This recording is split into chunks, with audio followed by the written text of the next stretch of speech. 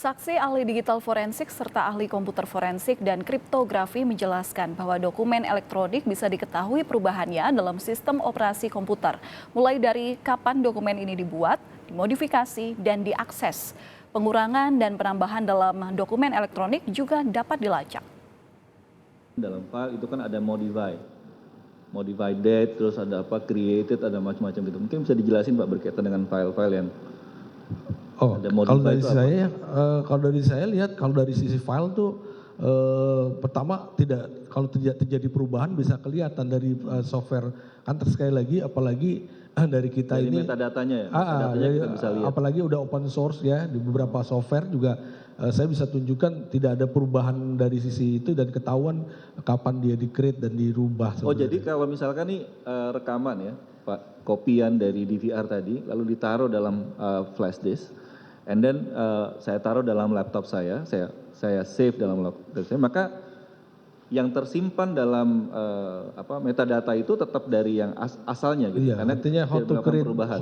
Jadi kapan dia buat, kapan dia modify gitu. Dan itu bisa dideteksi bahwa iya, yang ini paling masih lebih sama. ini frame-frame dari sisi yang paling penting nih salah satunya sistem pengkopian model seperti itu tidak melakukan penambahan dan pengurahan dari sisi file itu kan terlihat. Jadi secara framing juga dari sisi hard disk atau dari file itu tidak terjadi perubahan tuh penting juga ya. Jadi artinya walaupun di copy katakanlah sekian durasinya sekian second, begitu dia pindah copy dia tidak akan berubah kalau memang tidak ada penambahan dan pengurahan kalau copy ya.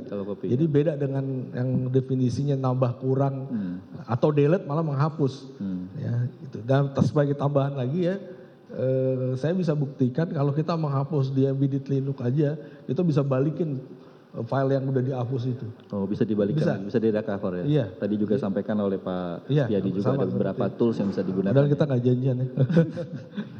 Mungkin ada yang mau ditambahkan dari Pak Setiadi dari penjelasan Pak Herman?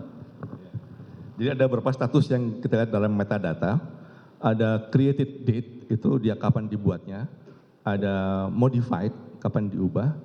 Ada akses, kapan dia diakses, dibacanya. Nah ini kemudian yang agak membingungkan karena ada beda Windows dan Linux. Kalau Windows itu kalau kita mengcopy file dari tempat lain, maka saat dia tercopy ke Windows itu adalah created date-nya, bukan created date di awalnya. Jadi kita lihat di BA itu ada created date yang lebih akhir dari modified date. Maksudnya kan create dulu baru modify. Ya. Tapi dalam itu ada yang create-nya itu setelah modify. Nah itu karena pindah mesin. Pindah software. Ya, pindah dari sini ke tempat lain, di copy lagi itu yang Windows berperilaku begitu. Create adalah kapan dia muncul di mesin itu. Modified-nya nggak berubah, masih yang lama modified-nya.